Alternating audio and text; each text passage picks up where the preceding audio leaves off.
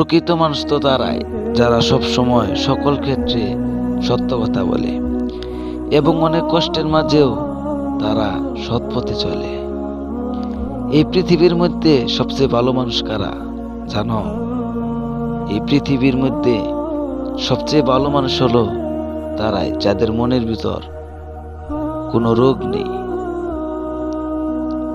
এই যেমন ধরো হিংসা, অহংকার, মিথ্যা কথা বলা, মানুষকে কষ্ট দেওয়া, গীবত করা, চুগলখড়ি করা ইত্যাদি। কথাগুলো তোমাদের কাছে হয়তো মূল্যহীন, কিন্তু কথাগুলোর মানে যদি বুঝতে পারতা তাহলে তোমাদের কাছে অনেক মূল্যবান।